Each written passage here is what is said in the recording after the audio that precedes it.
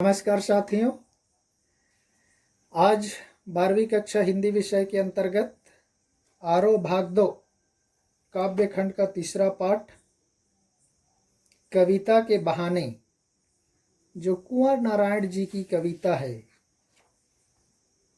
का दूसरा वीडियो कविता के बहाने का दूसरा पैरा और तीसरा पैरा इस वीडियो के माध्यम से प्रस्तुत करने का प्रयास करेंगे। तो आइए चलते हैं कविता की ओर। पिछले में हमने देखा था कि चिड़िया और कविता का कैसे संबंध बताया गया। चिड़िया की उड़ान एक निश्चित सीमा तक है, एक निश्चित काल तक है, लेकिन कविता के उड़ने की कोई सीमा नहीं है, कोई काल नहीं है। जब एक बार वह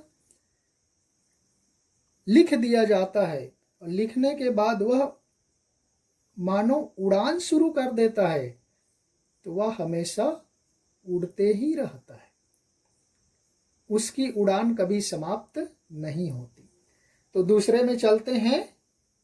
फूल को प्रतीक मानकर किया गया है यहाँ पर फूलों के माध्यम से। पहला तुलना किया गया है चिड़ियों के माध्यम से, ये दूसरा पद है, देखिए, फूल के माध्यम से।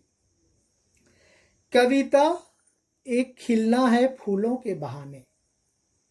कविता का खिलना भला फूल क्या जाने, बाहर भीतर, इस घर उस घर, बिना मुरझाए महकने के माने, फूल क्या जाने। देखिए, कवि कहने लगता है, कवि कहता है, कविता उन फूलों को खिलते हुए देखकर, उन फूलों के पुष्पित होते, पल्लवित होते पंखुड़ियों को देखकर कवि अपनी भावनाएं प्रकट करता है। जिस तरह से फूल नए नए रंग रूप में, नए नए आकृति में लोगों को अपनी ओर आकर्षित करती है, उसी तरह से कविता भी अपने शब्दों के माध्यम से, अपने रस छंद अलंकारों के माध्यम से लोगों के हृदय को अपनी ओर आकर्षित करती है। कविता एक खिलना है फूलों के बहाने।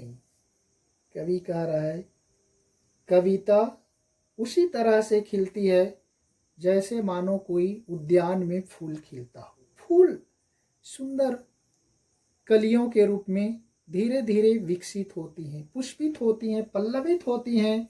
उसी तरह से कवि के विचार में जो शब्द होते हैं, वे धीरे धीरे कविता के रूप में प्रकट होती हैं, पुष्पित होती हैं, मानो पल्लवित होती हैं। कविता का खिलना भला फूल क्या जाने। कविता कैसे खिलती हैं, भला फूल को क्या मालूम, क्योंकि फूल खिलने का एक निश्चित समय होता है। एक निश्चित समय के बाद वह फूल का अस्तित्व समाप्त हो जाता है। लेकिन कविता एक बार पुष्पित हो गई, पल्लवित हो गई, संसार के सामने प्रस्तुत हो गई, तो समझो उसका अस्तित्व हमेशा के लिए बना रहता है। व्यक्ति चला जाता है, लेकिन कविता ज्यों के त्यों बनी रहती है। बाहर भीतर, इस घर उस घर, हम फूलों को देखते, घर के सामने सुंदरता बढ़ाने के लिए क्यारियों में लगाते हैं और छोटे छोटे फूलदानियों में रखकर फूलों को सजाते हैं। गार्डनों में, उद्यानों में लगाते हैं। वो घर के बाहर भी होता है, घर के अंदर भी होता है। आजकल घर के छत में भी फूल लगाते हैं, लेकिन उसकी एक समय सीमा है खिलने का, खुशबू देने का, महकने का। लेकिन कविता कहीं भी विकसित हो सकती है। कविता कहीं भी पल्लवित हो सकती है, कहीं भी पुष्पित हो सकती हैं। घर के आगे भी, घर के पीछे भी, घर के अंदर भी, घर के बाहर भी, घर के ऊपर भी, उद्यान में भी, खेत खलिहान में भी, कहीं पर भी कविता लिखी जा सकती है। और वह एक बार कविता पुष्पित और पल्लवित हो जाती हैं, वह कभी समाप्त नहीं होती। बिना मुरझाए महकने के माने, फूल क्या जाने। कविता फूल एक निश्चित समय के बाद, एक दिन 2 दिन के बाद वह अपना सुगंध देना बंद कर देती है, अर्थात उसका सुगंध समाप्त हो जाती है, खुशबू समाप्त हो जाता है, उसके फूलों की पंखुड़ियां सूखने लगती हैं। और एक दिन ऐसा आता है सूख करके उन फूलों की पंखुड़ियां अपने आप झड़ जाती हैं, गिर जाती हैं, फूल का अस्तित्व तो समाप्त हो जाता है। लेकिन कविता बिना मुरझाए, बिना सूखे, वह हमेशा सदैव युगों युगों तक, वर्षों वर्षों तक हमेशा सुगंधित वातावरण प्रदान करती रहती है। वह लोगों के बीच में सुगंध फैलाते रहती हैं।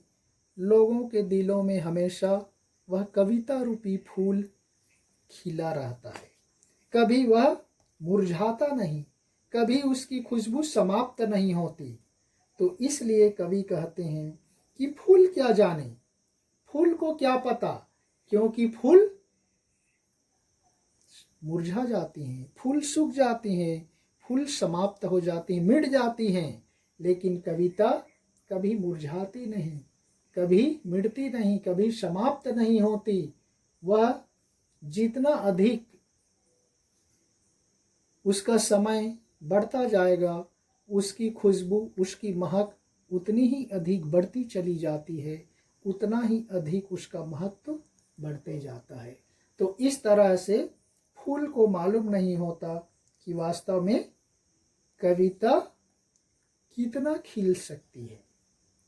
नेक्स्ट लास्ट पैरा है साथियों, बच्चों को माध्यम बनाकर यहाँ पर कविता से तुलना की गई है। देखिए, कविता एक खेल है बच्चों के बहाने, बाहर भीतर, यह घर वह घर, सब घर एक कर देने के माने, बच्चा ही जाने। तो यहाँ पर देखिए, बच्चों के माध्यम से कवि कहने लगता है कि बच्चा भी तरह तरह के खेल खेलता है। उन बच्चों को खेलते हुए देखकर मानो कवि भी शब्द क्रीड़ा करने लगता है, शब्दों से खेलने लगता है, क्योंकि कवि का कर्म है शब्दों से खेलना। जब तक वह शब्दों से खेलेगा नहीं, वह कविता नहीं लिख सकता। तो वह शब्दों के माध्यम से अपने भावों को, विचारों को नए नए खेल के रूप में, अर्थात नई नई कविता के माध्यम से लोगों के सामने प्रस्तुत करता है। जिस प्रकार बच्चा खेल खेल में हर जगह वह खेलता है, कभी घर के अंदर खेलता है, कभी घर के बाहर खेलता है, कभी गली में पहुंच जाता है, कभी मैदान में पहुंच जाता है, लेकिन उसके बच्चे के खेलने की भी एक सीमा है, उससे आगे वह नहीं खेल सकता। उसी तरह से कविता की कोई सीमा नहीं है, कविता की उड़ान असीमित होती है। और कवि की कल्पना के अनुसार बच्चों की कल्पना शक्ति भी अनंत होती है। भले ही उसके खेलने की सीमा होती है, लेकिन बच्चों के सोचने की, उनके कल्पना शक्ति की कोई सीमा नहीं होती। इसलिए कवि कहते हैं कि जिस तरह से बच्चे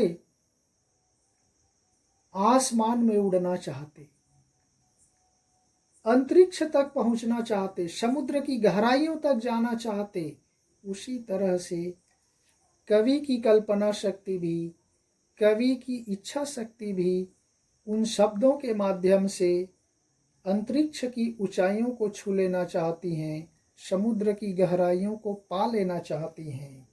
इस तरह से वह अनंत अंतरिक्ष से लेकर धरती के नीचे समुद्र की गहराइयों तक को प्राप्त कर लेना चाहती हैं।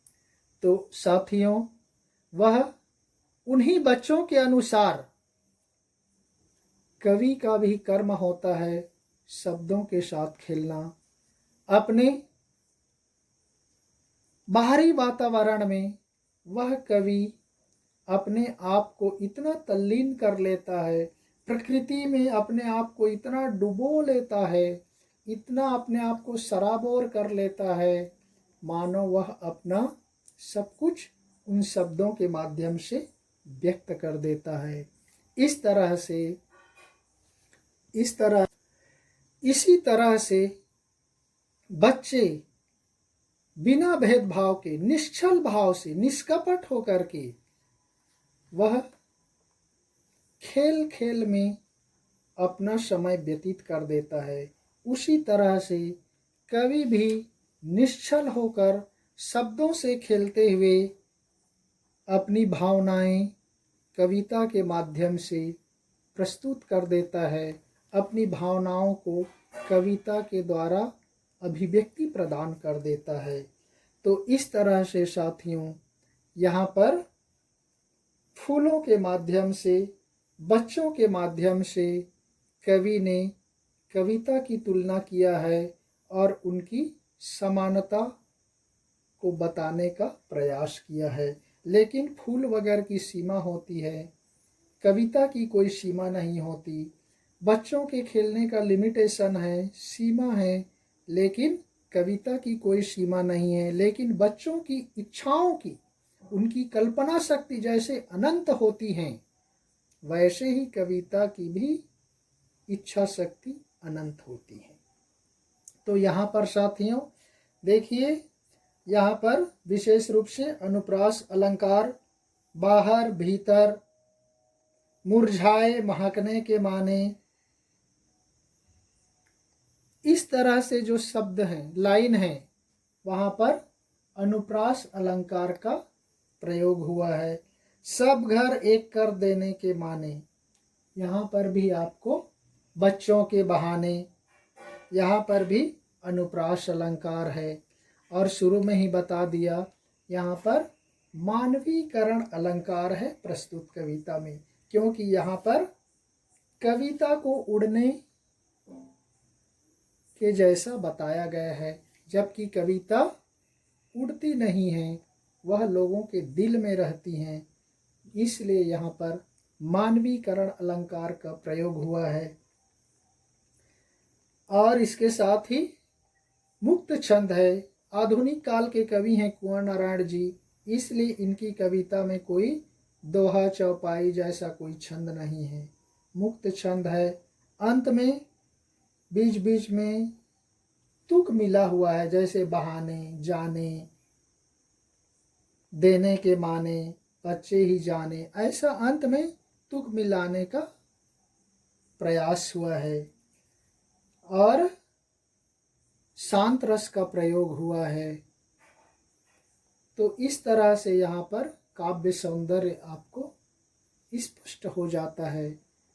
मुक्त छंद, अनुप्रास अलंकार, शांत रस, भाषा में खड़ी बोली हिंदी का प्रयोग हुआ है। तो इस तरह से आपके चारों काव्य सौंदर्य में रस, छंद, अलंकार, भाषा, ये चारों स्पष्ट हो जाता है।